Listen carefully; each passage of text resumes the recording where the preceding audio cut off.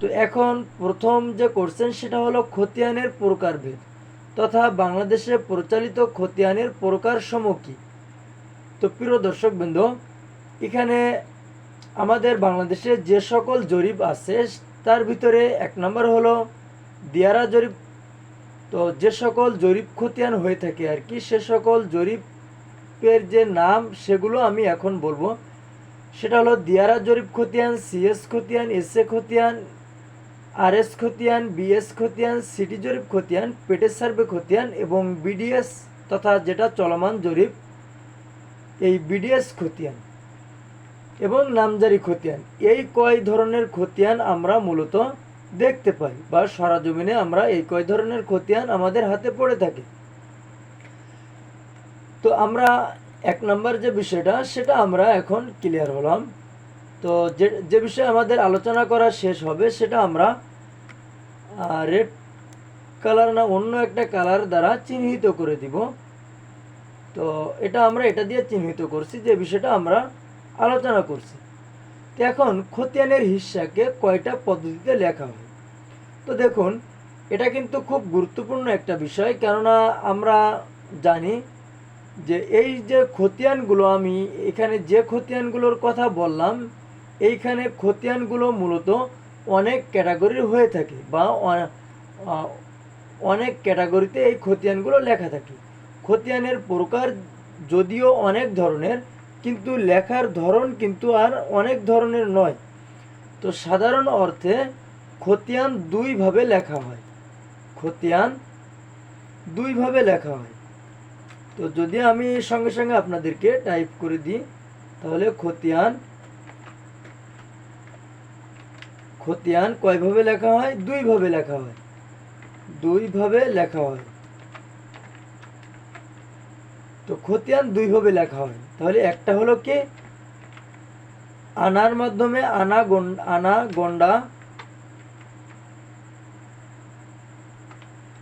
গন্ডার মাধ্যমে এবং অযুতাংশের মাধ্যমে।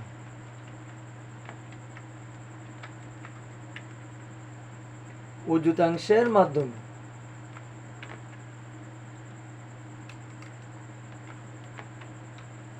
অযুতাংশের মাধ্যমে। তো এখন আমি সরাসরি আপনাদেরকে দেখানোর চেষ্টা করব যে আনা গন্ডার মাধ্যমে কোন খতিয়ানগুলো লেখা হয়। তো সাধারণভাবে আনাগন্ডার মাধ্যমে সিএস, এসএ এবং আরএস এই তিনটা খতিয়ান, আনাগন্ডার মাধ্যমে এই তিনটা খতিয়ান লেখা হয়। এবং আপনারা দিয়ারা জরিপ খতিয়ান, সেটাও আপনারা আনাগন্ডায় কিছু কিছু ক্ষেত্রে সেটাকেও আপনারা আনাগন্ডায় দেখতে পাবেন। তো যাই হোক, এটাকেও আমি আনাগন্ডায় ধরে নিচ্ছি। এবং বিএস খতিয়ান, সিটি জরিপ খতিয়ান, বিডিএস খতিয়ান, নামজারি খতিয়ান, এগুলো আপনারা দেখতে পাবেন অযুতাংশের পদ্ধতিতে।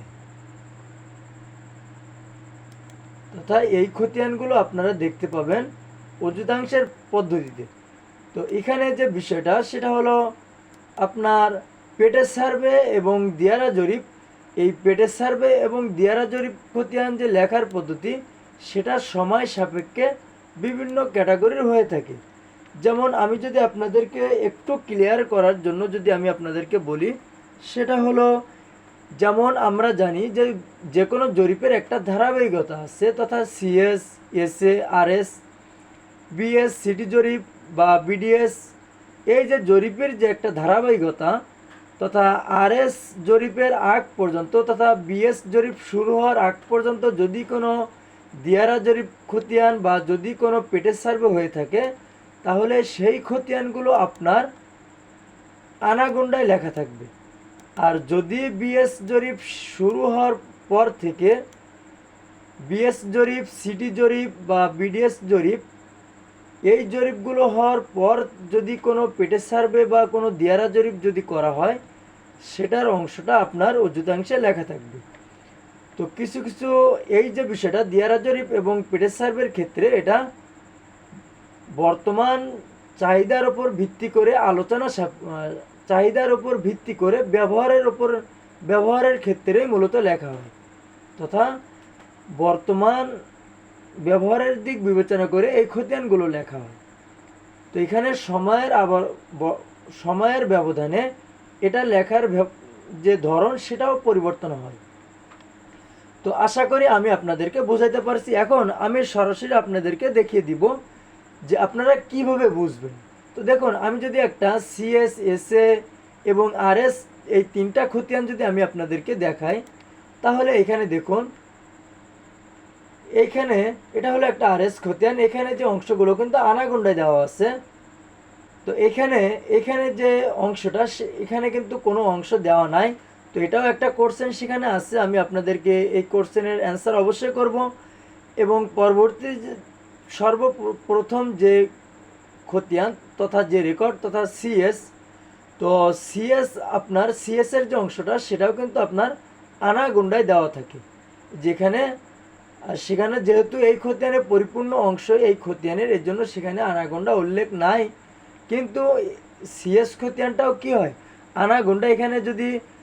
এখানে যেমন খাজনার যে অংশটা সেটা যদি আমরা বিবেচনা করি বা সেটা যদি আমরা দেখতে যাই, তাহলে সেখানেও কিন্তু কি আছে, আনাগোন্ডার যে লেখাটা সেটা কিন্তু উল্লেখ আছে। তো এর মাধ্যমে আমরা জানতে পারলাম যে সিএস, এসএ এবং আরএস এই তিনটা জরিপ খতিয়ান মূলত আনাগোন্ডা, কড়া ক্রান্তি এবং তিলের মাধ্যমে লেখা হয়। তো এখন আমরা জানার চেষ্টা করব যে সিএস, বিএস এবং নামজারি খতিয়ান। তো এটা দেখানোর জন্য যদি আমি আমার ফাইলে চলে যাই, তো সেখানে যদি আমি আপনাদেরকে দেখানোর চেষ্টা করি, তো এখানে যদি আমি আপনাদেরকে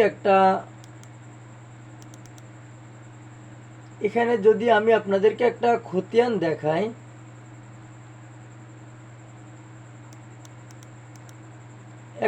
এটা হলো একটা বিএস খতিয়ান। তো বিএস খতিয়ানের ক্ষেত্রে এখানে দেখুন কি অযুতাংশে লেখা আছে। তাহলে আমি কি বলছিলাম যে বিএস নামজারি এবং সিটি জরিপ এবং বিডিএস জরিপ, এই জরিপের খতিয়ানগুলো সাধারণত কিভাবে লেখা হয়, আনাগোন্ডা, কড়া ক্রান্তির মাধ্যমে অযুতাংশের পদ্ধতিতে লেখা হয়। তো আমি যদি আপনার আরেকটা খতিয়ান যদি দেখাই, তো এখানে দেখুন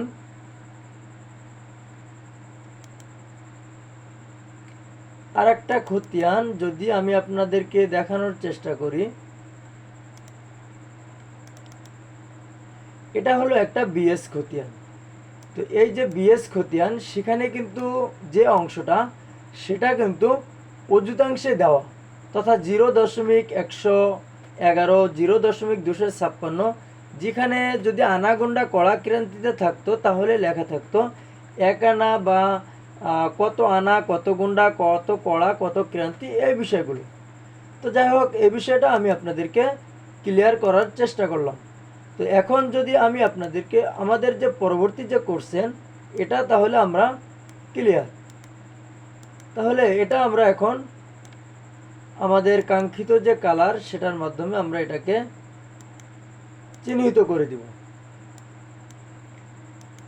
তো এখন আলোচনা করব আনাগোন্ডার খতিয়ানের হিসাব বের করার পদ্ধতি কি, তথা আমরা একটা আনাগোন্ডা কড়া ক্রান্তির একটা খতিয়ানের যে অংশ সেটা আমরা কিভাবে বের করব। তো এটা জানার জন্য আগে আমাদেরকে আনাগোন্ডা চিনতে হবে। তো আমরা যেহেতু এ বিষয়ে আমাদেরকে আলোচনা করা শেষ, তো আমি এখান থেকে আমার এই বিষয়টা রিমুভ করে দিচ্ছি।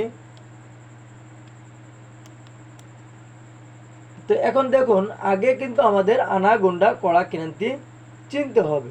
তো আপনাদের বোঝানোর সুবিধার্থে আমি এখানে আনাগোন্ডা কড়া ক্রান্তির যে চিহ্নগুলো সেটা আমি এখানে লিখে নিয়েছি।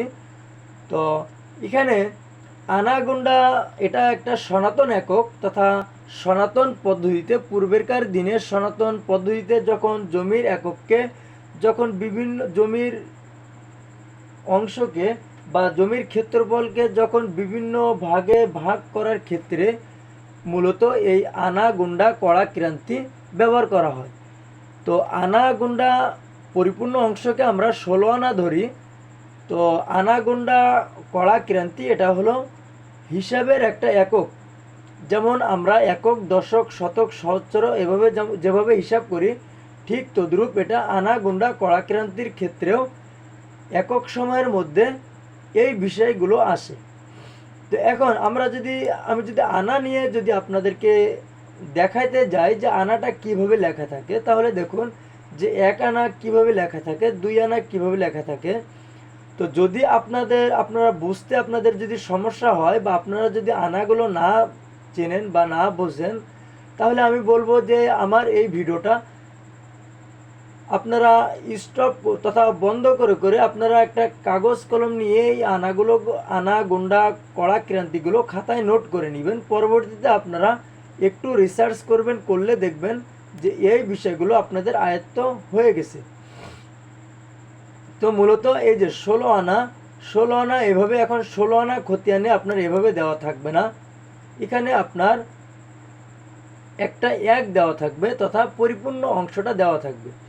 এখন আমি যদি আপনার গুন্ডার যে বিষয়টা সেটা যদি আপনাকে চিনাইতে যাই, তো সেক্ষেত্রে আমরা জানি যে আনা, কড়া এবং ক্রান্তি এর যে সংখ্যাগুলো কিছুটা দেখতে একরকম, যদিও কড়া ক্রান্তিটা আনার মতো 16 পর্যন্ত যায় না।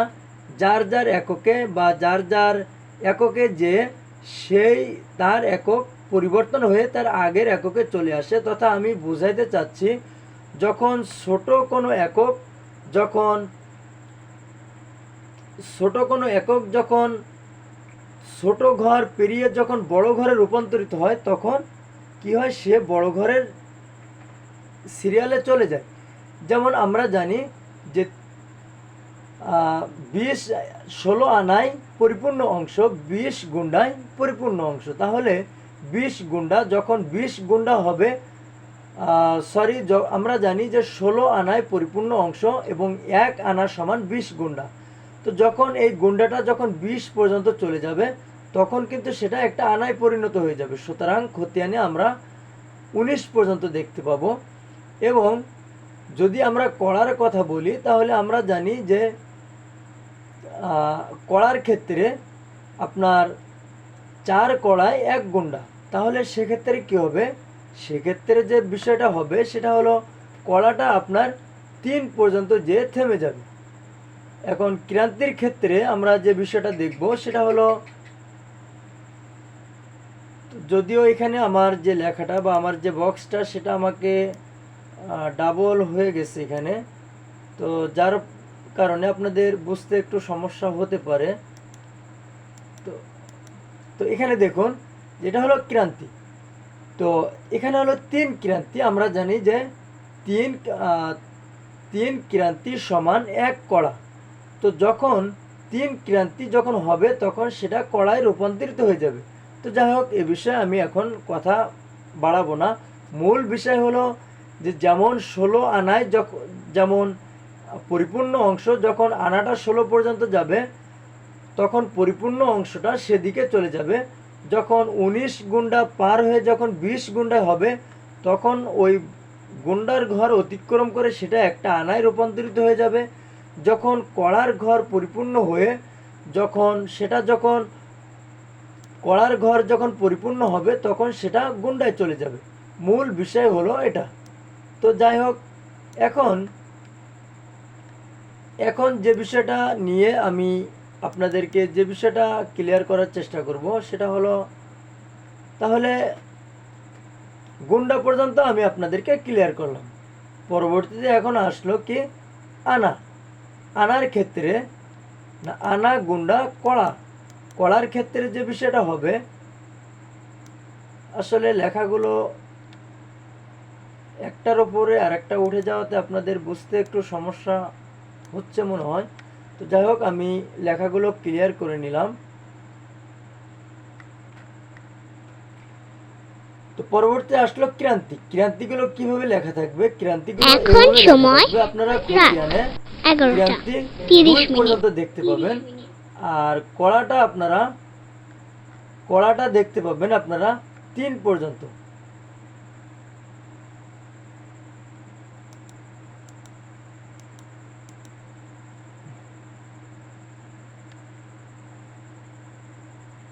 কড়াটা দেখতে পাবেন আপনারা 3 পর্যন্ত।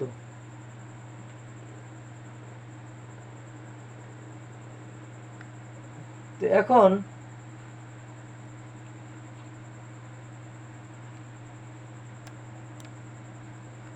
আমার যে কড়ার যে বক্সটা, সে বক্সটা আমি এখানে পাচ্ছি না। এই যে এখানে দেখুন, 1 ক্রান্তি 1 কড়া, গুন্ডা,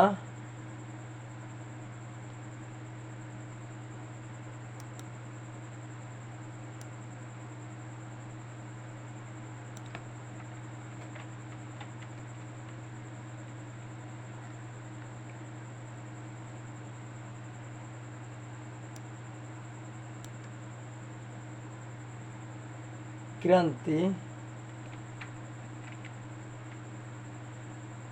এখানে দেখুন এই যে কড়ার ক্ষেত্রে আপনারা 3 কড়া পর্যন্ত আপনারা খতিয়ানে পাবেন। আর 3 কড়াটা এভাবে লেখা থাকবে, 1 কড়া লেখা থাকবে এভাবে, এবং 2 কড়া লেখা থাকবে এভাবে। তো আমি এই লেখাগুলো আমি মুছে দিচ্ছি। তাহলে 1 কড়া থাকবে এভাবে লেখা, 2 কড়া থাকবে এভাবে লেখা, এবং 3 কড়া থাকবে এভাবে লেখা। এবং যখন 4 কড়া যখন হবে তখন সে কি হবে, গুন্ডাতে চলে যাবে। তো ক্রান্তি থাকবে এভাবে, পরবর্তীতে তিল। তো এখানে একটা বিষয় আপনারা লক্ষ্য করেন, সেটা হলো তিল এবং গুন্ডা এই দুইটা জিনিস কিন্তু গাণিতিক অক্ষরের মতো গাণিতিক অক্ষরে লেখা থাকবে। তো এখন চলে যাব আমাদের মূল প্রশ্নেতে। তাহলে মূল প্রশ্ন হলো আনা গুন্ডার যে খতিয়ানের যে হিসাব বের করার পদ্ধতি কি। তো আমি এই ভিডিওতে, যেহেতু এই ভিডিওটা একটা ভিন্ন ভিন্ন ক্যাটাগরির কোনো ভিডিও নয়, এখানে মাল্টিপল বিষয় নিয়ে আলোচনা করা হচ্ছে এই ভিডিওর মাধ্যমে, এই জন্য এখানে আমি খুব সহজ যে পদ্ধতি, সেই পদ্ধতিটাই আমি আপনাদেরকে এখানে সহজ পদ্ধতিটাই দেখাবো। এবং এই যে পদ্ধতিটা, এখানে আমি আপনাদেরকে দোনোটাই দেখাবো, আপনাদের যেটা ভালো লাগে। কিন্তু আপনারা একটা পদ্ধতি যেটা কাগজ কলম ছাড়া আপনাদের করা সম্ভব নয়, আর একটা পদ্ধতি হলো আপনারা যে কোনো স্থানে যে কোনো পরিস্থিতির ওপর ভিত্তি করে আপনারা কাজ করতে পারবেন। তো এখন ধরে নিলাম যে একটা খতিয়ানের অংশ হলো 6 আনা। আমরা এখানে একটা খতিয়ানের অংশ এখানে তৈরি করে নিব। 6 আনা 12 গুন্ডা, 6 আনা 12 গুন্ডা, 2 কড়া,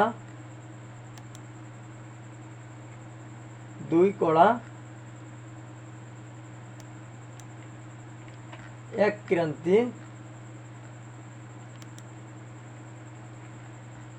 এবং আমরা প্রতিটা একক কিন্তু এখানে, বা প্রতিটা একক আমরা এখানে নিয়ে কিন্তু আমরা কাজ করব, বা আপনাদেরকে আমি দেখাচ্ছি। তো এখন এগুলোর মাঝে আমি একটু স্পেস দিয়ে দিলাম, এই জন্য দিলাম আপনাদের বোঝার ক্ষেত্রে যে কোন সময় আমি কোন বিষয়টা নিয়ে কাজ করছি বা করব। তো যাই হোক, এখন আমরা যখন খতিয়ানে, এটা হলো আমাদের খতিয়ানের অংশ। তো আমরা মোট জমি ধরে নিব। মোট জমির পরিমাণ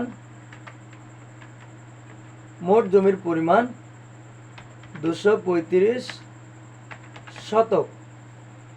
এখানে মোট জমি বলতে খতিয়ানের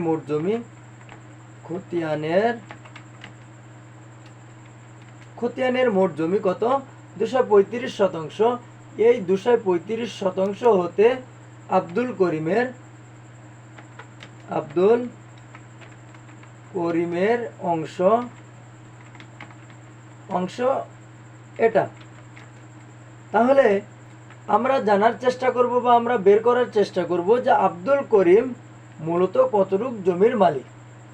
তো এখন আমরা এখানে যে বিষয়টা আমরা এখানে দুই পদ্ধতিতে আমি আপনাদেরকে দেখাবো। তো প্রথম পদ্ধতি হলো পদ্ধতি এক। পদ্ধতি এক। তো আমরা এখন চলে যাব ক্যালকুলেটরে। তাহলে এখানে আমাদের আনা হলো কত? 6 আনা। তো আমরা এখানে ক্যালকুলেটরে আমরা যে কাজটি করব, এখানে আমাদের আরেকটা বিষয় অবগত হতে হবে, সেটা হলো আমি আপনাদেরকে একটা বক্সের মাধ্যমে দেখিয়ে দিই। এই যে দেখুন, আমাদেরকে এই বিষয়টা আগে জানতে হবে যে 16 আনায় পরিপূর্ণ অংশ। আমি একটু আপনাদের বক্সটা একটু আলাদা করে দিই যাতে আপনারা বুঝতে পারেন। দেখুন, এই যে বক্সটা, এই বক্স সম্পর্কে বা এই বিষয়বস্তু সম্পর্কে আপনাদেরকে বিস্তারিত ধারণা থাকতে হবে। তো এখানে বলা হচ্ছে যে 16 আনা সমান পরিপূর্ণ অংশ এবং 320 গুন্ডায় পরিপূর্ণ অংশ, 1280 কড়া সমান পরিপূর্ণ অংশ, 3840 ক্রান্তি সমান পরিপূর্ণ অংশ, 76,800 তিল সমান পরিপূর্ণ অংশ। এখন আপনি এটা যদি মুখস্থ নাও রাখতে পারেন, তো আপনাকে মুখস্থ রাখতে হবে যেমন আনা। তো আমরা জানি যে 16 আনায় পরিপূর্ণ অংশ। তো আমরা আপনাদের এখানে মুখস্থ রাখতে হবে যে আনা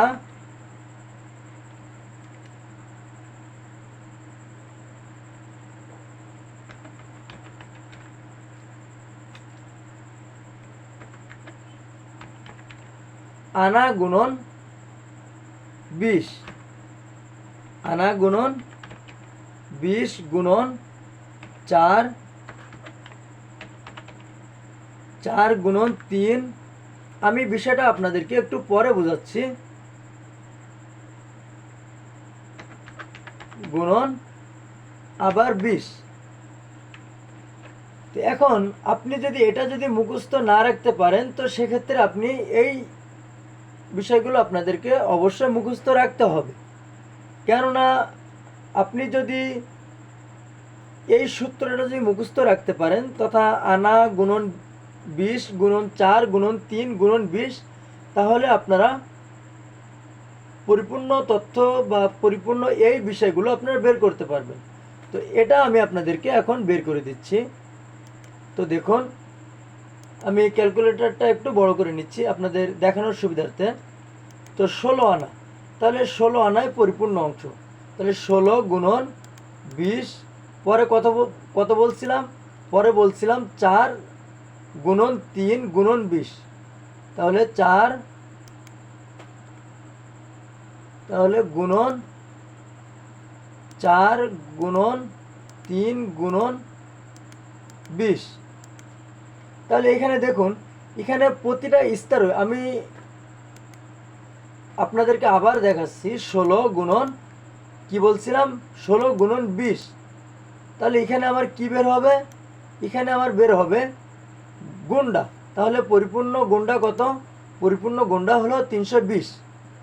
এখন যদি আমি কড়া বের করতে যাই, তাহলে এটাকে আমার গুণ করতে হবে কত দিয়ে? 4 দিয়ে। 4 দিয়ে যখন আমি গুণ করব, তখন কত আসবে? 1280। আমার পরিপূর্ণ কড়া কত? পরিপূর্ণ কড়া 1280। এখন এটাকে যদি আমি আবার গুণন 3 দেওয়া হয় এখানে, তাহলে কত আসবে? 3840। তাহলে আমার এখানে পরিপূর্ণ ক্রান্তি কত? পরিপূর্ণ ক্রান্তি এখানে 3840। এখন যদি আমি তিল বের করতে চাই, তাহলে আমাকে কি করতে হবে? এটাকে গুণন 20 দিতে হবে। যখন আমি 20 দিব, তখন আমার এখানে আসবে কত? 76,800। তো এখন আমরা আমাদের মূল ধাপে চলে যাব। তাহলে এই বিষয়টা আমি আপনাদেরকে ক্লিয়ার করতে পারলাম। তাহলে আপনারা এই সূত্রটা অবশ্যই মুখস্থ রাখবেন। তো এখন আমি চলে যাব এখন আমাদের প্রথম ধাপে। তো প্রথম ধাপে আমি আপনাদেরকে গাণিতিক পদ্ধতিতে শেখাবো তথা কাগজ কলমের মাধ্যমে যেভাবে আপনারা খতিয়ানের হিসাব বের করবেন। তাহলে আব্দুল করিমের 6 আনা, তো এটা বের করার জন্য আমরা এখানে ক্লিয়ার করে নিলাম, সবকিছু এখানে ক্লিয়ার করে নিলাম।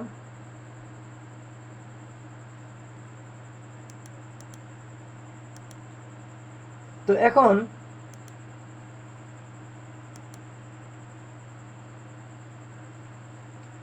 এখন 6 আনা আব্দুল করিমের এখানে অংশ হলো কত? 6 আনা। তো আমাদের যে কাজটি করতে হবে, আমাদের খতিয়ানের আমরা যখন আনা হিসাব করব তখন আমরা ভাগটা আনার সঙ্গে করব, যখন গুন্ডা হিসাব করব তখন গুন্ডাটা গুন্ডার সঙ্গে করব। তো আমাদের এখানে 6 আনা, তাহলে এটাকে আমাদের ভাগ করতে হবে 6 ভাগ, আমি ক্যালকুলেটরটা নতুনভাবে নিচ্ছি, যদিও আপনাদের বুঝতে একটু সমস্যা হবে ওইভাবে যদি কাজ করি। তো এখানে 6 আনা, তো 6 এখন আমাদের প্রতিটা স্তরকে কিন্তু ভাগ করতে হবে, এখানে আলাদা আলাদাভাবে ভাগ করতে হবে। যেমন আমি যদি সরাসরি যদি আপনার একটা খতিয়ানে যদি চলে যাই, তাহলে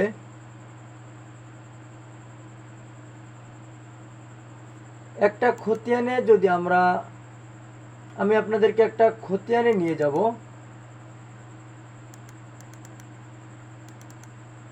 একটা খতিয়ানে যদি নিয়ে যাই, সেখানে যে এককগুলো কিন্তু ধারাবাহিকভাবে থাকে, তথা একটার পরে একটা। যদিও এখানে আমার আনা, কোনোটায় গুন্ডা, কোনোটায় কড়াক্রান্তি এভাবে এখানে মিসিং আছে, তথা এখানে হয়তোবা কোনো অংশে পরিপূর্ণটাই নাই, তথা কোথাও আনা আছে গুন্ডা নাই, কোথাও আনা গুন্ডা আছে কড়াক্রান্তি নাই। এর জন্য মূলত আমি এখানে আব্দুল করিমের একটা অংশ সাজিয়ে নিয়েছি বা এখানে সাজানো হয়েছে। তো যাই হোক, তো এখন 6 ভাগ আমরা কি দিব? পরিপূর্ণ আনা দিব কত? 16 দিয়ে যখন আমরা ইজিক্যাল টু চাপ দিব, তখন এখানে আমাদের একটা মান আসবে 0.375। তো 0.375 এটা আমরা কপি করব, কপি করে আমাদের মেন বক্সে নিয়ে যাব। এখানে আমরা লিখব আনা সমান আমরা কত পেলাম? এত। এখন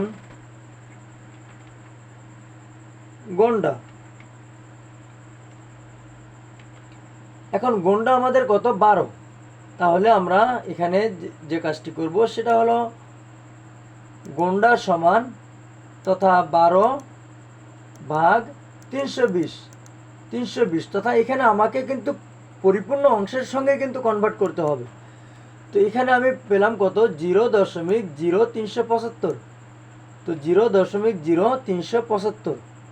তো আমি আবার আমার যে ফাইল সেখানে চলে গেলাম, সেখানে কপি করলাম, করার পর এখানে আমাকে কি করতে হবে? কড়াটা বসাতে হবে, কড়া। তো এখানে আমার কত কড়া আছে? এখানে আমার কড়া আছে হলো 2 কড়া। তাহলে 2 কড়া, তাহলে এই 2 কড়াকে 2 ভাগ কত? 1280। আমরা জানি পরিপূর্ণ কড়া কত? পরিপূর্ণ কড়া হলো 1280। 1280 সমান পরিপূর্ণ কড়া। এই যে এখানে দেখুন যে 1280 সমান পরিপূর্ণ কড়া। তো এখন আমরা আবার আমাদের পজিশনে চলে আসব। তো এখানে কড়াটা 2 ভাগ 1280 দিয়ে যখন আমরা ইকুয়াল টু চাপ দিব, তখন আমরা এখান থেকে একটা মান পাবো।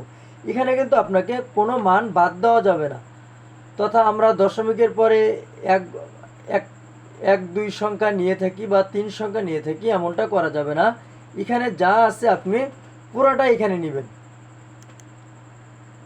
আপনি যদি অ্যাকুরেট, যদি আপনি পরিমাপ বা অ্যাকুরেট হিসাব যদি আপনি চান, আর আপনি যদি এখান থেকে কোনো অংশ যদি কম নেন বা পয়েন্টের ওপর 2-3 সংখ্যা পর থেকে যদি আপনি বাদ দেন, তাহলে যে বিষয়টা হবে আপনার পরিমাণটা কিছুটা কম বেশ আসতে পারে, যদিও সে কম বেশটা এখন সময় রাত 11:45।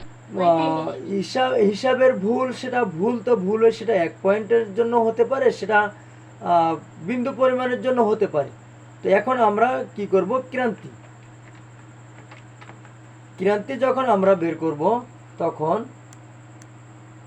আমরা লেখার সাইজটা একটু ছোট করে নিচ্ছি। তো ক্রান্তি যখন আমরা বের করব তখন আমাদের কত, ক্রান্তি 3840, পরিপূর্ণ অংশ সমান 3840। আমাদের এখানে কত কত ক্রান্তি আছে, এক ক্রান্তি আছে, তাহলে 1/3840 যখন ইজিক্যাল টু চাপ দিব, এখানে এখানে বড় ধরনের একটা সংখ্যা আপনারা পাবেন। তো আপনারা দশমিকের পর আপনারা তিনটা সংখ্যা নেবেন। তিনটা সংখ্যা নিলে আপনাদের যে হিসাবটা সেটা সঠিক আসবে। তো 2/3840 আপনারা দশমিকের পর কি করবেন, তিনটা সংখ্যা নেবেন। তো এখানে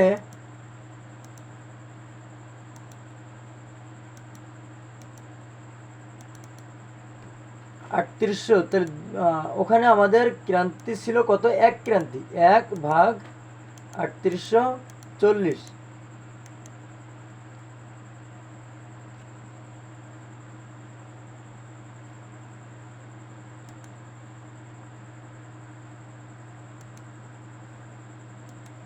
এক ভাগ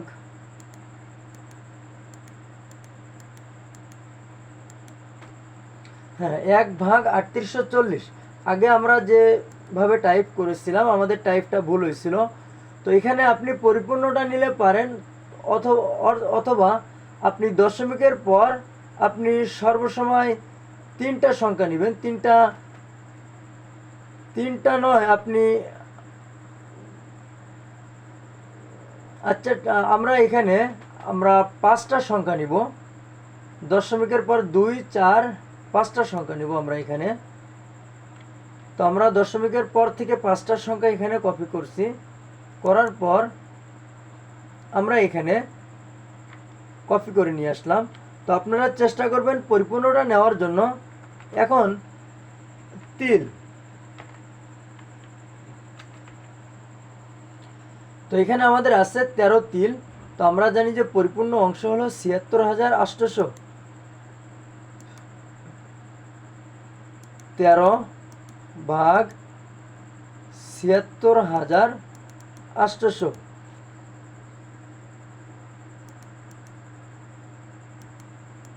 13/77000।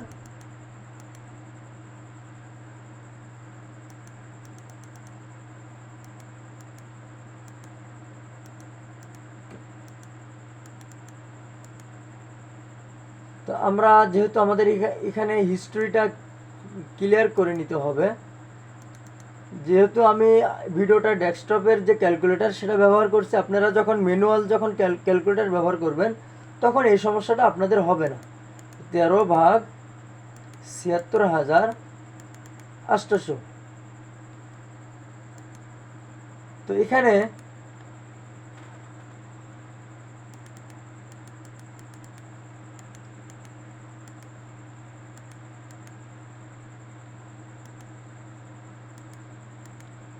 হাজার,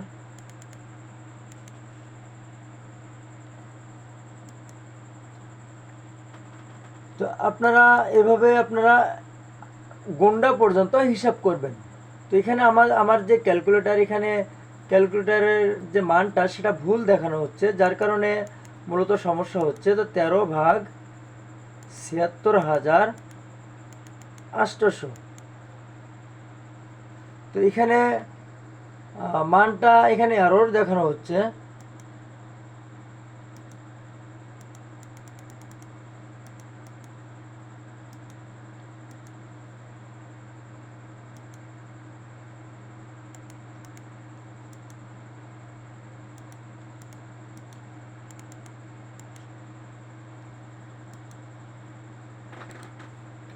এখন আমি যদি অন্য একটা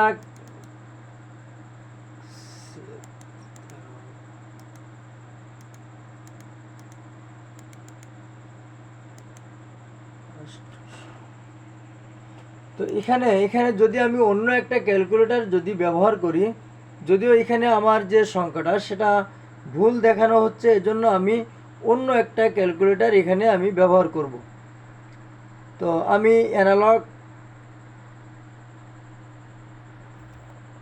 অন্য একটা ক্যালকুলেটরে আমি চলে যাচ্ছি।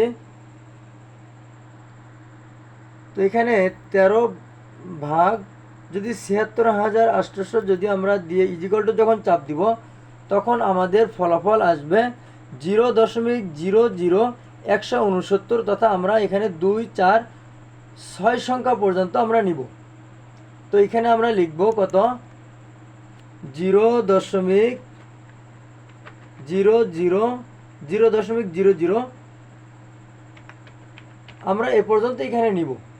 তো অবশ্যই এখানে আমার যে ক্যালকুলেটরের মাধ্যমে আমি এখানে হিসাব করতেছিলাম, এই ক্যালকুলেটরের যে মানটা সেটা এখানে ভুল দেখাচ্ছে, যার কারণে আমি আলাদাভাবে ক্যালকুলেটরে আমি এই তিলের যে হিসাবটা সেটা বের করে নিলাম। তো ৭৬,৮০০ এখানে এই যে মানটা দেওয়া হচ্ছে এটা ভুল দেখানো হচ্ছে। তো এখন এখানে যে বিষয়টা, সে বিষয়টা নিয়ে মূলত কথা বলবো। এখন এই টোটালটা কিন্তু আমাকে কি করতে হবে, মোট যোগ করতে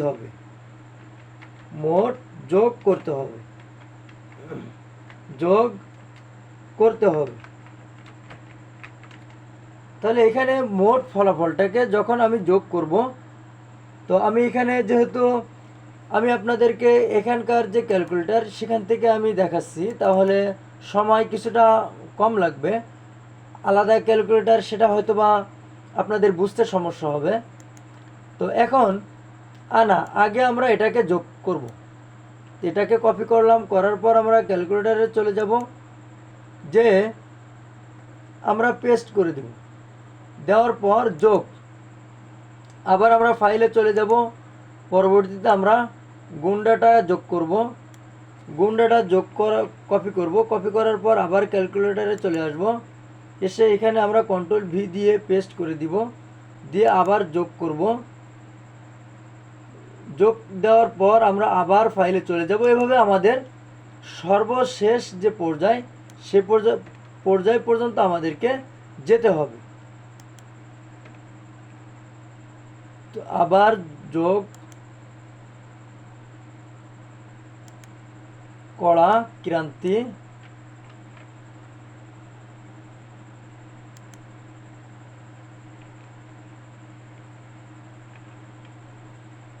ক্রান্তি যোগ করার পর আমরা আবার চলে যাব। ক্রান্তির পর আমাদের একটা সংখ্যা বাকি আছে, সেটা হলো তিল। তো তিলে চলে যাব। তিলে চলে যাওয়ার পর আমরা সেম অনুরূপভাবে আবার কন্ট্রোল ভি দিয়ে পেস্ট করব, করার পর যোগ যখন আমরা করব, তখন কি এখানে দেখুন যে মানটা আসছে, এটা হলো অযুতাংশ 0.4168617। এইখানে আমরা কি করব, এখানে আমরা যেহেতু আমরা হাফের পর গেলে আমরা কি করি, পরিপূর্ণ অংশ ধরি, তথা আমি এই মানটাকে কপি করে নিচ্ছি। কপি করে আমরা আমাদের ফাইলে চলে যাচ্ছি। তো দেখুন, আপনারা এই ভিডিও শেষে আপনারা কমেন্ট সেকশানে জানাবেন যে আপনার কোন পদ্ধতিটা ভালো। তো এখন যে পদ্ধতিটা, এটা কিন্তু আপনার যে সঠিক যে ফর্মুলা বা সঠিক যে পদ্ধতি, খাতা কলমের মাধ্যমে এই পদ্ধতিটা। তো যোগ করতে হবে। তো যোগ করার পর আমি এই ফলটা পেলাম, তথা 0.416। এখন এখানে আমরা ধরে নিলাম যে 416 ধরে নিলাম দশমিক। তো আমরা জানি যে হাফের পর যদি কোনো সংখ্যা যদি হাফে 50-এর ওপরে যায়, তাহলে সেটাকে ফুল ধরা হয়, আর যদি 50-এর নিচে থাকে তাহলে সেটাকে সমান সমান ধরা হয়। তো সেক্ষেত্রে এখানে আমরা যেহেতু এখানে কত আসছে, এখানে আসছে যে 416 তাহলে আমরা এই 86কে পরিপূর্ণ ধরে আমরা এখানে 17 ধরে নেব। এখানে আমরা কত ধরবো, 17 ধরবো, এবং বাকিগুলো আমরা মুছে দিব। তথা এখানে আমরা দশমিকের পর 3 সংখ্যা নেব। তো এখন তাহলে আমাদের যে এখানে যে ফলাফলটা বের হলো, এটা হলো অযুতাংশ।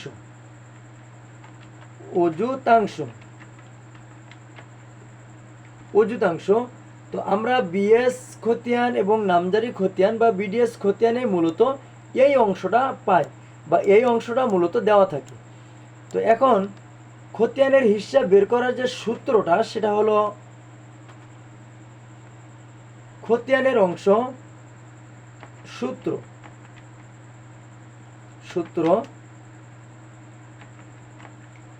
খতিয়ানের অংশ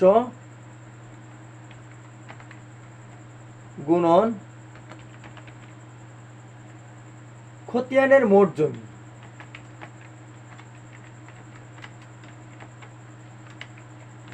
খতিয়ানের মোট জমি। তাহলে এখানে আমরা কিন্তু এখানে হিসাব বের করার পর এখানে আমরা যেখানে আমরা আসলাম এটা হলো আমার কি খতিয়ানের মোট, আমরা খতিয়ানের মালিকানা অংশ, খতিয়ানের অংশ বলতে এখানে খতিয়ানের মালিকানা অংশ,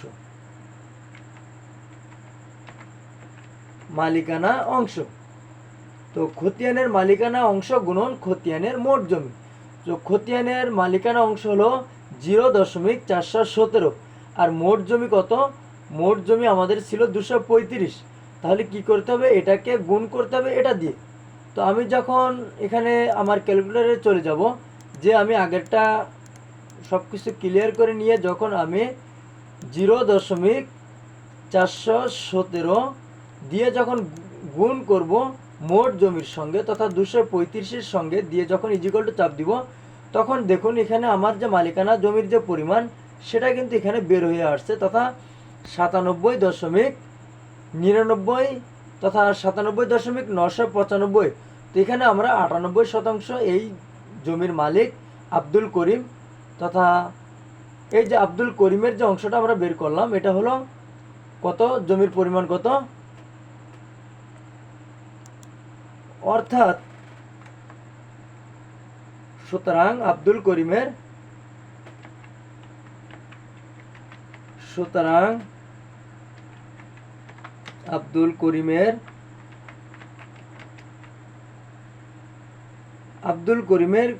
মোট জমি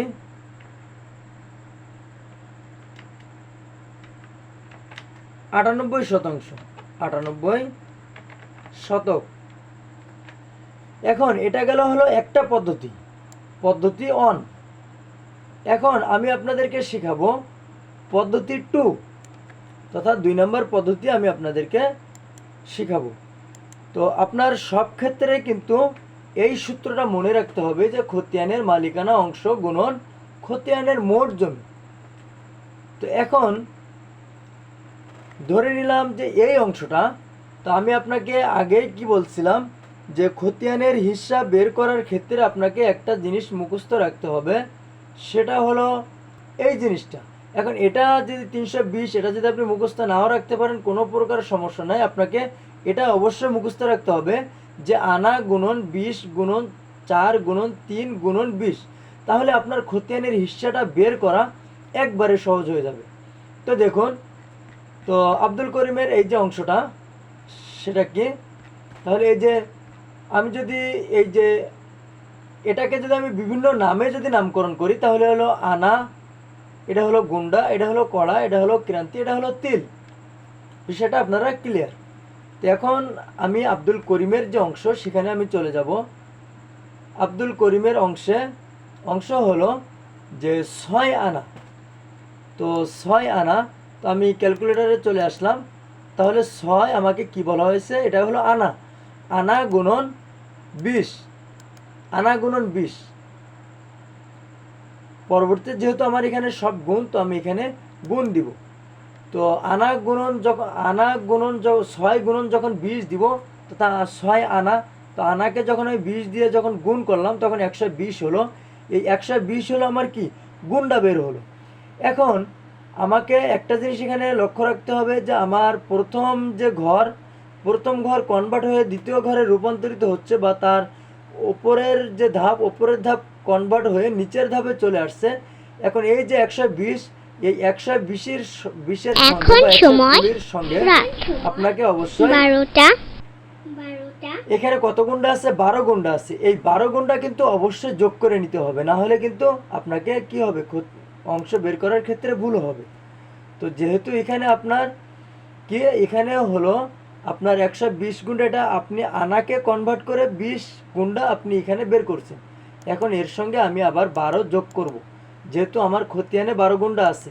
তো যোগ করার পর কি করব, এটাকে আবার গুণ করব কত দিয়ে, 4 দিয়ে, যেহেতু 4 কড়াই কি 1 গুণটা।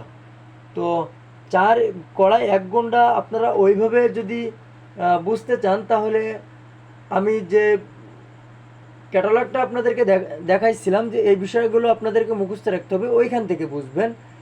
এখন যদি আপনি বুঝতে পারেন তাহলে ভালো, আর যদি না বুঝতে পারেন তাহলে এটা আপনার মাথায় ঢোকানোর দরকার নাই, কারণ আপনার এখানে পেস লাগতে পারে বা জড়তা লাগতে পারে। তো এখন 12-র 106 আনা যখন আমি 20 দিয়ে যখন গুন্ডায় কনভার্ট করলাম, গুন্ডায় কনভার্ট করার পর 120 হলো। 120-এর সঙ্গে যখন আমি খতিয়ানের 12 গুন্ডা যোগ করলাম, তখন 132 গুন্ডা হলো। এই 132 গুন্ডাকে আমি কড়াই নিয়ে যাব। যখন কড়াই নিয়ে যাব তখন 4 গুণ দিব। 4 গুণ দেওয়ার পর কি করতে হবে, আমাকে 4 গুণ দেওয়ার পর আমাকে যোগ চেপে আমাকে কি করতে হবে, খতিয়ানের কড়াটা এখানে আমাকে বসাতে হবে। তাহলে খতিয়ানে কত কড়া আছে, 2 কড়া আছে। তো আমি আবার অনুরূপভাবে চলে যাব, যে এখানে লিখব 2 যখন লিখব তখন কি হলো, এখানে আমার 530 কড়াই কনভার্ট হয়ে গেল। এখন এটাকে আমার ক্রান্তিতে নিতে হবে। ক্রান্তিতে নিতে হলে আমাকে এটাকে কি করতে হবে, 3 দিয়ে গুণ করতে হবে। 3 দিয়ে যখন আমি গুণ করব, 3 দিয়ে গুণ করার পর কি করতে হবে, আমাকে যোগ করতে হবে। তাহলে এখানে কত আসছে, 1590। 1590 এখানে ক্রান্তি আসছে। এই ক্রান্তির সঙ্গে আমার খতিয়ানের ক্রান্তি অবশ্যই যোগ করে নিতে হবে। খতিয়ানে আছে 1 ক্রান্তি, তো আমি যোগ 1 ক্রান্তি। তো 1 ক্রান্তি দেওয়ার পর আপনাকে এবার গুণ করতে হবে কি, তিলে। তো আমরা জানি যে 20 তিলে 1 ক্রান্তি। তো যেহেতু ক্রান্তির নিচের ধাপে চলে আসবে, তো আমরা এখানে 20-এর দ্বারা কি করব, গুণ করব। 20-এর দ্বারা গুণ করে আমরা কি করব, গুণ চিহ্ন দিলাম, দিয়ে আমরা প্লাস চিহ্ন এই জন্য দিব খতিয়ানের তিলটা এখানে যুক্ত করার জন্য। তো খতিয়ানে আছে 13 তিল, খতিয়ানে আছে 13 তিল। তো আমি এখানে যোগ দিব কত, 13 তিল। 13 তিল দিয়ে আমরা কি করব, 13 তিল দেওয়ার পর আমরা 13 তিল, তাহলে টোটাল আমার কত হলো, 31,833 তিল হলো। এটাকে আমরা ভাগ দিব পরিপূর্ণ তিল দিয়ে। পরিপূর্ণ তিল কত, 76,800। তো 76,800 যখন আমরা দিব, তখন এখানে দেখুন এখানে কি আসছে, যে 0.414.49, 0.414.49। তো এখন এইখানে যদি আমরা এটা যদি আমরা 449, যেহেতু আমরা এখানে 415 ধরবো আমরা এখানে। তো এখানে আমরা 415 ধরবো, আমরা চলে যাব আমাদের স্থানে। তো প্রথম পদ্ধতি, দ্বিতীয় পদ্ধতি, দ্বিতীয় ধাপ, দ্বিতীয় পদ্ধতি, দ্বিতীয় পদ্ধতি, মোট জমির পরিমাণ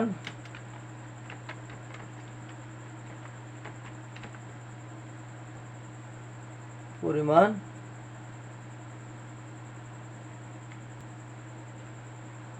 0.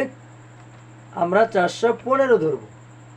তো এখন সূত্র কিন্তু আপনার একটাই, সূত্র হলো কি, সূত্র হলো খতিয়ানের মালিকানা অংশ, এটা হলো আমার খতিয়ানের অংশ, গুণন খতিয়ানে মোট জমি। তো খতিয়ানে মোট জমি 235। তো এখন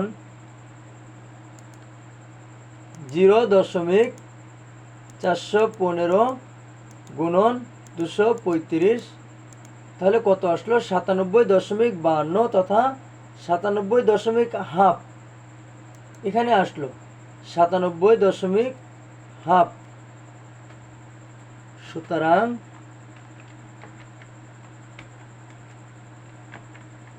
মোট জমি 97.5 শতক। এখন আমরা আরেকটা বিষয় দেখার চেষ্টা করব, সেটা হলো যে আমরা দশমিকের পর আমরা সর্বসময় দশমিকের পর 3 সংখ্যা নিয়ে যোগ করে দেখব। দশমিকের পরে 3টা সংখ্যা নিব আমরা, এর বেশি আমরা কোনো সংখ্যা নিব না।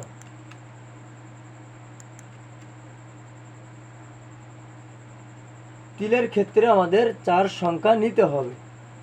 তো নিয়ে আমরা দেখব যে আমাদের এখানে পরিমাপটা বা পরিমাণটা কত আসে।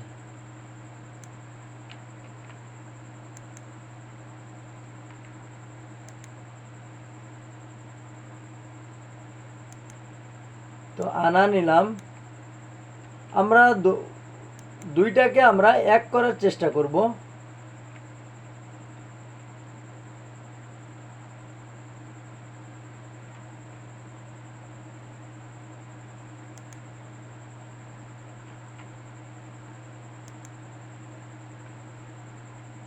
যোগ গুণটা নেওয়া হলো কড়া,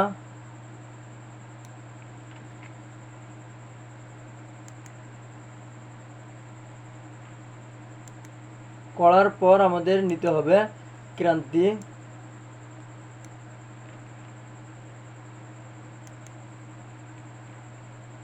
ক্রান্তির পর আমাদের নিতে হবে তিল,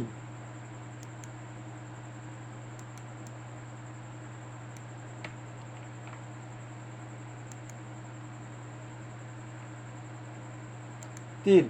তাহলে এখানে দেখুন, এখানে কত আসছে যে 415। তাহলে আমাদের সর্বসময় কি করতে হবে, আমরা যদি এভাবে যদি গাণিতিক পদ্ধতিতে যদি আমরা খতিয়ানির হিস্সা যদি বের করি, তাহলে এখানে আমাদের দশমিকের পর 3 সংখ্যা নিতে হবে। সর্বক্ষণ দশমিকের পর 3 সংখ্যা নিতে হবে। এখানে আমাদের 4টা নেওয়া পড়ছে, 3টা নিতে হবে। তো 3টা যদি নিই তাহলে আমাদের কি হবে, ফলাফলটা সঠিক আসবে।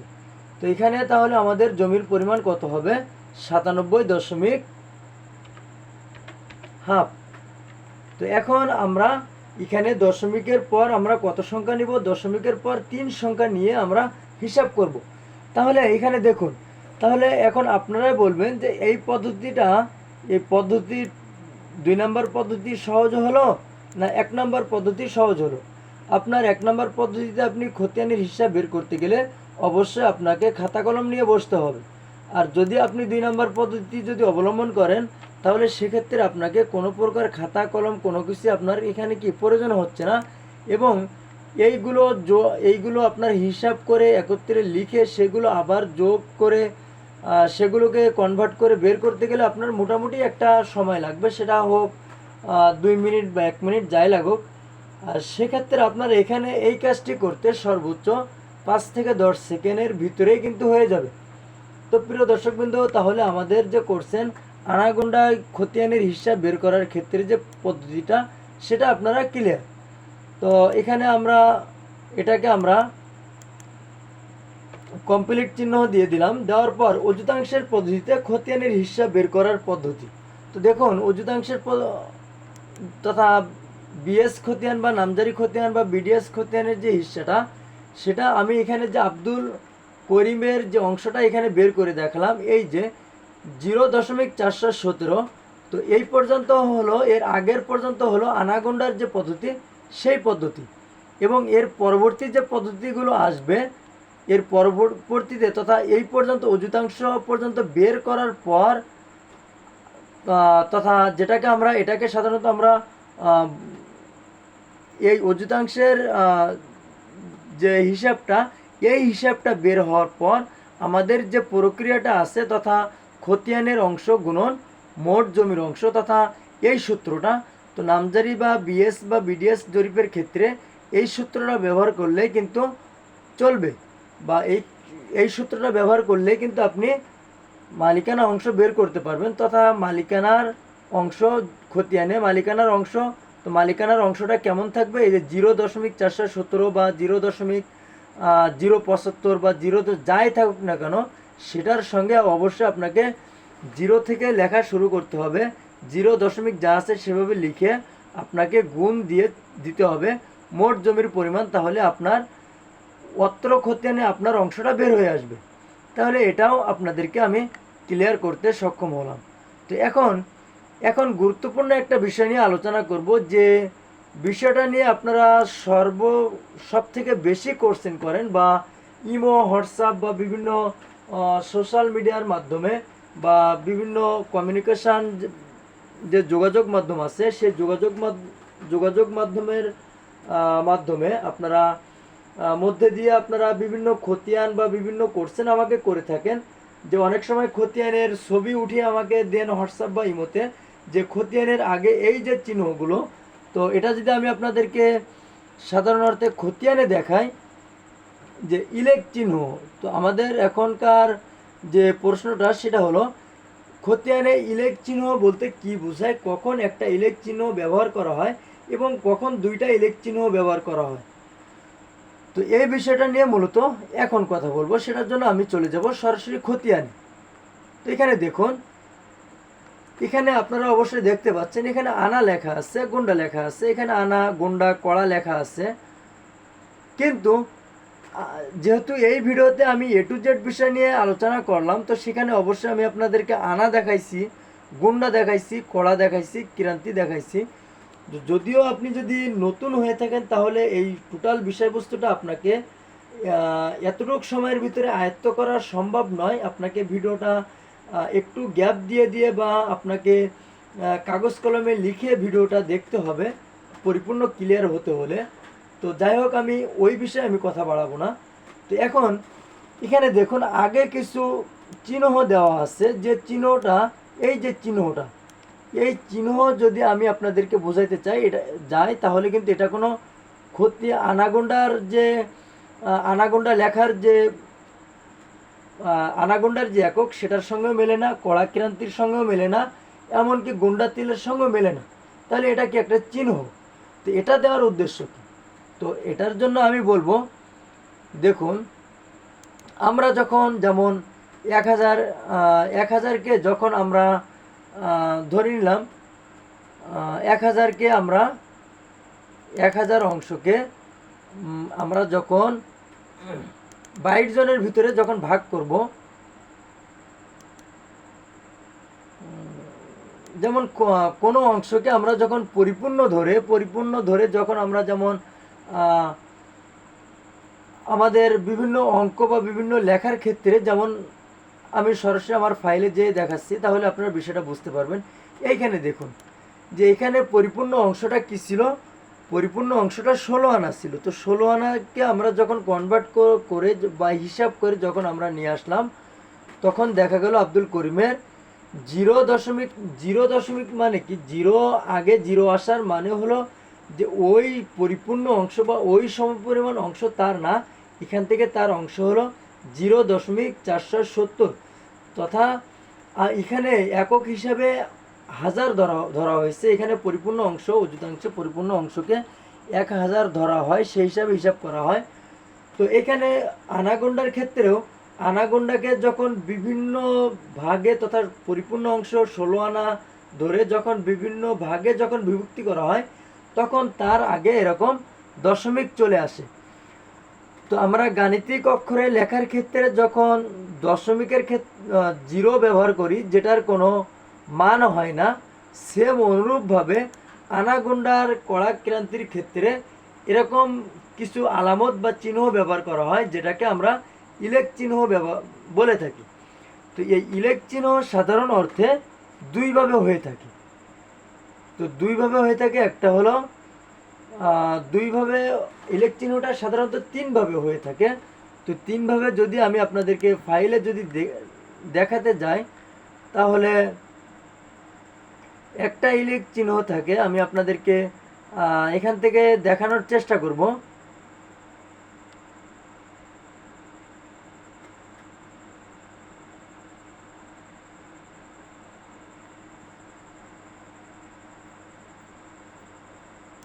এখন সময় রাত এখানে এখানে যে বিষয়টা, 12টা এখানে 15 মিনিট। একটা ইলেক চিহ্ন আপনাকে এলের মতো দেওয়া থাকবে, আর একটা তথা যেটা এই খতিয়ানে আপনারা যেটা দেখতে পাচ্ছেন, এটা হলো একটা ইলেক চিহ্ন।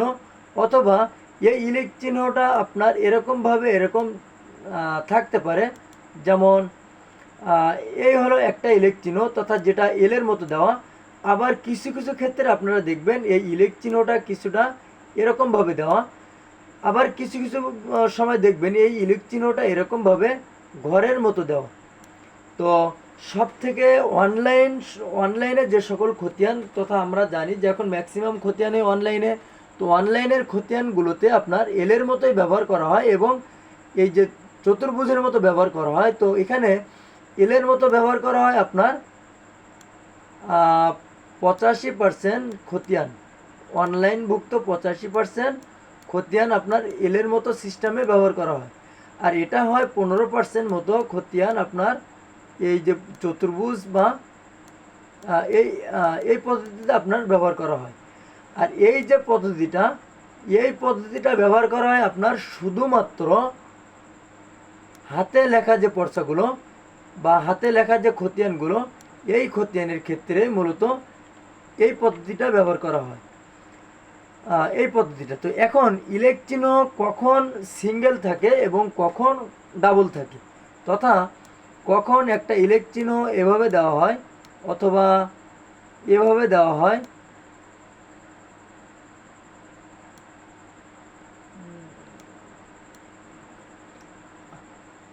অথবা কখন একটা ইলেক চিহ্ন এভাবে দেওয়া হয়, তথা আমি বলতে যাচ্ছি একটা ইলেক চিহ্ন কখন ডাবল করা হয় আর কখন সিঙ্গেল করা হয়। তো এখানে যে বিষয়টা সে বিষয়টা লক্ষ্য করুন। আহ,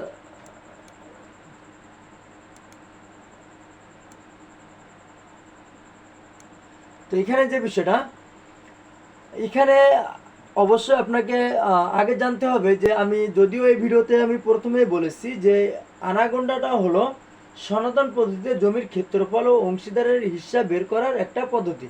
এটা হলো একটা সনাতন একটা পদ্ধতি। তো এই সনাতন পদ্ধতিতে জমির একক হিসাবে আনা, গন্ডা, কড়া, ক্রান্তি এই এককগুলো ব্যবহার করা হয়। যেমন আমরা একক, দশক, শতক, সহস্র, অযুত এভাবে যে এককগুলো ব্যবহার করি, সেম তদ্রূপভাবে এই এককগুলো আনা, গন্ডা, কড়া, ক্রান্তি সেম সনাতন এককের একক সমূহ বা হিসাবের স্তর সমূহ। তো এখন আমরা জানি যে আনা এবং এই যে আনা এবং কড়া এবং ক্রান্তি এই তিনটা বিষয় কিন্তু এখানে আমি যদি আমার লেখাটা যদি চেঞ্জ করে নিই তাহলে একটু বোঝাইতে সুবিধা হবে। লেখাটা চেঞ্জ করে নিই।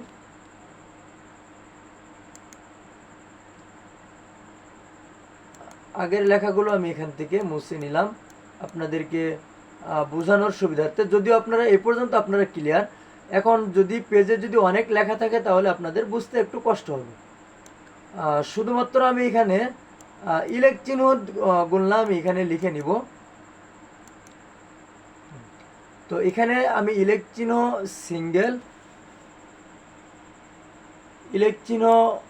সিঙ্গেলগুলো আগে লিখব। এই ঘরে আমি ইলেক চিহ্ন ডাবল লিখব।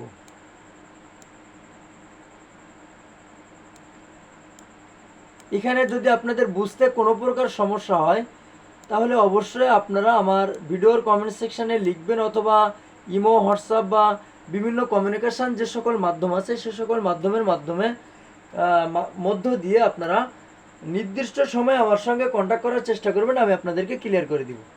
তো এখানে যে বিষয়টা দেখুন, এটা হলো আমার আনা।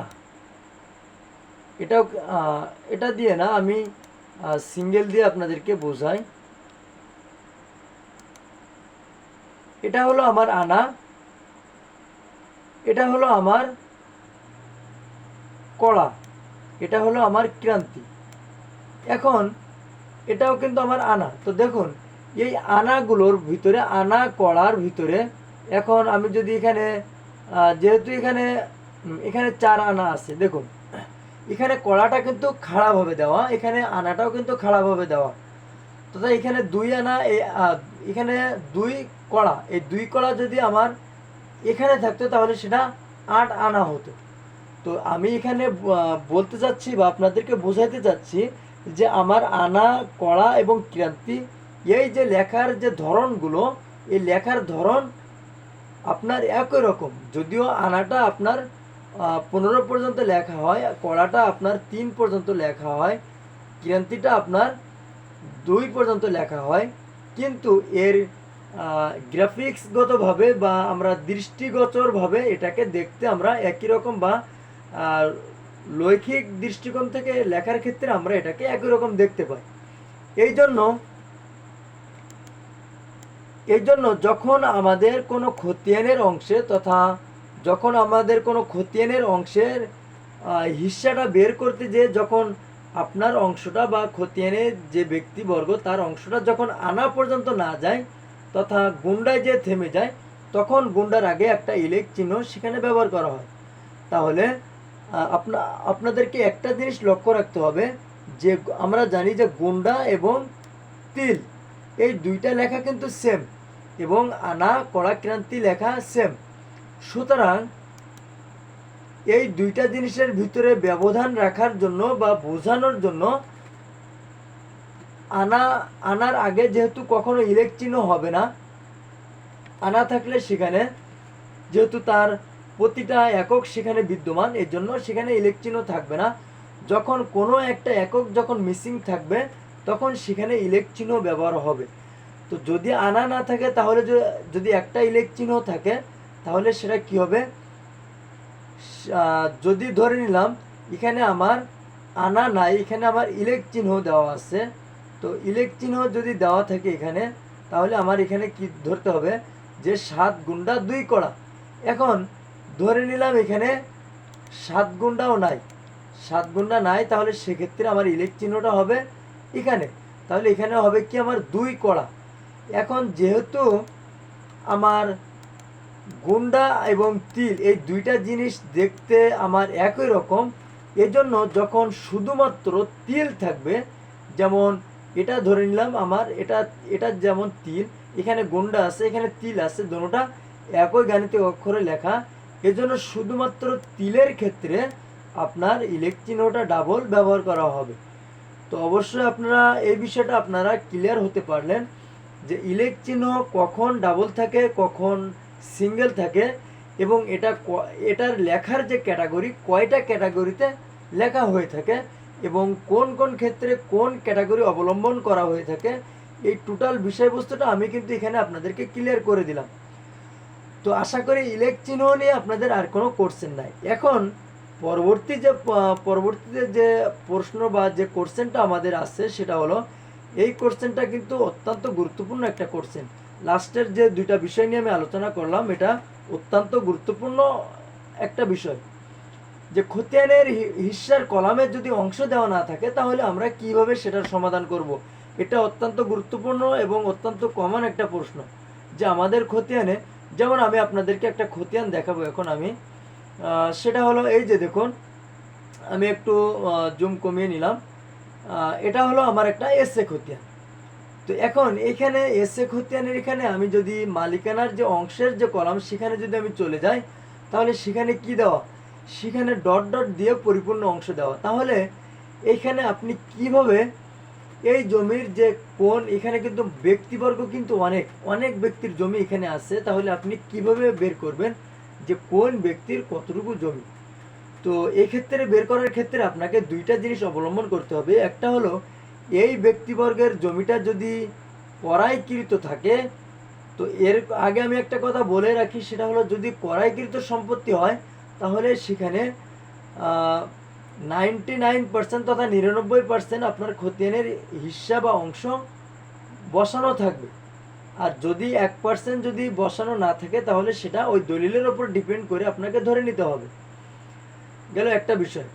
তো করাইকৃত সম্পত্তি বা দলিলের মাধ্যমে যে সকল সম্পত্তি, সে সকল সম্পত্তিতে আমরা ম্যাক্সিমাম ক্ষেত্রে কি আমরা শতভাগ খতিয়ানে আমরা অংশ দেখতে পাই। আর যে ক্ষেত্রে আপনারা অংশ দেখতে পান না সেটা হলো ওয়ারিশন সম্পত্তির ক্ষেত্রে। এখন ওয়ারিশন সম্পত্তির ক্ষেত্রে যখন আপনি এরকমভাবে যখন অংশ দেখতে পাবেন না, হারাহারি অংশ, তখন সেটাকে আপনারা ফারায়েজ অনুযায়ী আপনারা বন্টন করবেন। ফারায়েজ অনুযায়ী আপনার যে যতটুক জমি যে যার ভাগে যতটুক জমি ফারায়েজ অনুযায়ী যার যার ধর্ম অনুসারে যতটুক জমি প্রাপ্য হন, ঠিক এই খতিয়ানে ইঙ্গিত করা হচ্ছে সে ততটুক জমির মালিক। তো এখন এখানে আরেকটা বিষয় লক্ষ্য করা যায়, সেটা হলো দেখা যায় যে এখানে দুইটা পুরুষের সম্পত্তি। এখন দুইটা পুরুষের সম্পত্তি হলে তাদের এসে খতিয়ান পর্যালোচনা করলে দেখা যায় যে সেখানে কোনো এক পুরুষের সম্পত্তি 4 আনা ছিল, কোনো এক পুরুষের সম্পত্তি 8 আনা ছিল। তখন আপনারা ওই যে পুরুষের যে তথা দুইটা পুরুষের যে পার্টিশন দুইটা ভাগে বিভক্ত করবেন, করে এক পুরুষের যে ওয়ারিশের যে পার্টিশনটা সেটা 8 আনা ধরবেন, এবং অন্য যে পুরুষের সিএসটা 4 আনা, ওই পুরুষের পার্টিশনটা আপনারা 4 আনা ধরে নেবেন। তথা যে পুরুষের পার্টিশনটা যত আনা দেওয়া, সে পুরুষের পার্টিশনটা আপনি তত আনা দিয়ে হিসাব করবেন। এর জন্য অবশ্যই এরকম খতিয়ান আপনি যখন হিসাব বের করতে যাবেন, সেক্ষেত্রে অবশ্যই আপনাকে কিন্তু একটু বিগত দিনে একটু চোখ রাখতে হবে, তথা সিএসে একটু নজর রাখতে হবে যে সিএসটা কেমন ছিল। এবং সিএসএ যদি এক ব্যক্তি হয়, পরবর্তী যদি সিএসএ যে ব্যক্তির জমি পরিপূর্ণ জমি বা যতটুকু জমি, এসে খতিয়ানে যদি ওই পরিমাণে ওই ব্যক্তির যদি পরিপূর্ণ ওয়ারিশ হয়, তথা ধরে নিলাম এখানে যে ব্যক্তিবর্গ আছে টোটাল বংশধর একজন ব্যক্তি থেকে এই বংশটা আসছে, তখন সেক্ষেত্রে আপনারা শুধুমাত্র এই ব্যক্তিবর্গের যে ধর্ম অনুসারে যে ফারায়েজ বা নীতিমালা অনুসারে বন্টন করলে কিন্তু সঠিক পদ্ধতি বা সঠিক জমির পরিমাণটা এখানে পেয়ে যাবেন। তো এই বিষয়টা আমরা অনেকেই জানি না, তো যার কারণে সব থেকে এই বিষয়টা নিয়ে আমাকে কোশ্চেন করেন। তো ভাবলাম যে এই বিষয়টা নিয়ে একটু কথা বলা দরকার। এই জন্য যেহেতু এই বিডি ল্যান্ড রিপোর্ট এই চ্যানেলটি একটা বিভিন্ন ক্রিটিক্যাল ইস্যু নিয়েই মূলত আলোচনা করা হয়ে থাকে, যেহেতু ডিজিটাল সার্ভে নিয়ে এবং বিভিন্ন প্রতিবেদনমূলক বিষয় নিয়ে আলোচনা করা হয়ে থাকে। তো খতিয়ান এবং দলিল যেহেতু অত্যন্ত গুরুত্বপূর্ণ একটা বিষয়, একটা জমির মেরুদণ্ড বলা হয়ে থাকে, বা একটা জমির মালিকানা যাচাই বাছাই করার ক্ষেত্রে খতিয়ান এবং দলিলকেই তার সাক্ষ্য বা মালিকানা ডকুমেন্টস হিসেবে ধরা হয়। এজন্য এ বিষয়ে আমাদেরকে খুব সূক্ষ্মভাবে আমাদের ধারণা থাকতে হবে, যেন সেখানে কোনো প্রকার জড়তা না আসে বা কোনো প্রকার ভুল যেন আমাদের না হয়। তো এই জন্য মূলত এই ভিডিওটা তৈরি করা।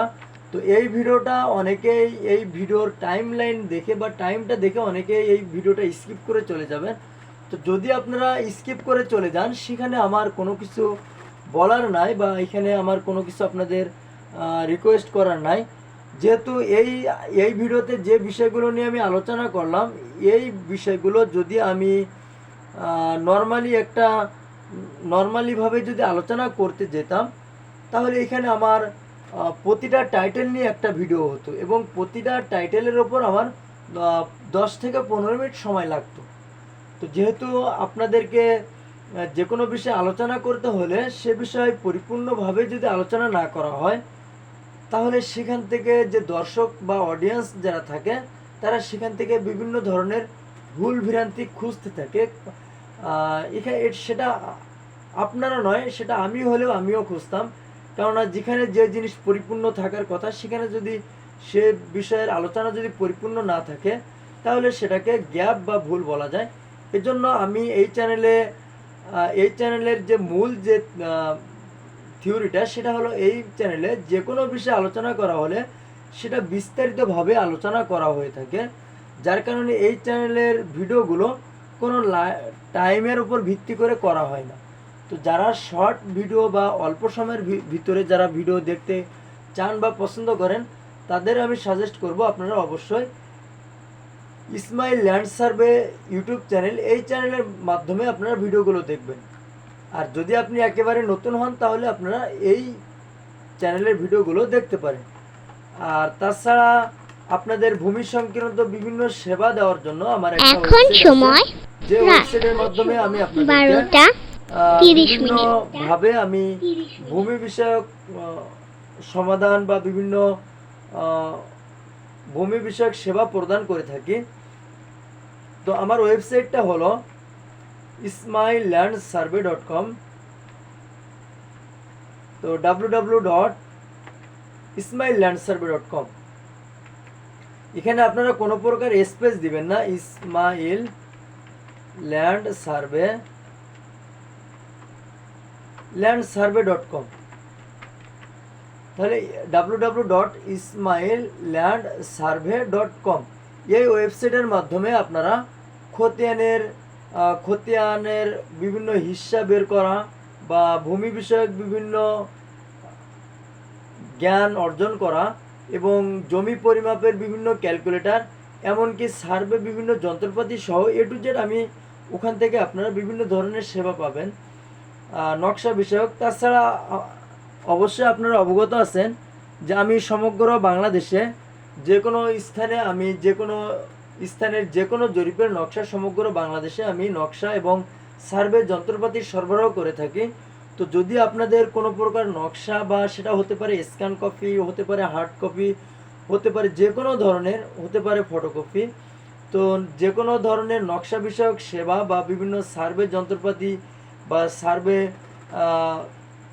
ডিভাইস বা ইনস্ট্রুমেন্ট যদি আপনাদের প্রয়োজন হয়, তো সেক্ষেত্রে আপনারা অবশ্যই আমার সঙ্গে যোগাযোগ করতে পারেন। তো এই ছিল ভিডিওর মূল বিষয়বস্তু। ভালো থাকবেন, সুস্থ থাকবেন এবং আমার জন্য দোয়া করবেন। আসসালামু আলাইকুম ওয়া রাহমাতুল্লাহ।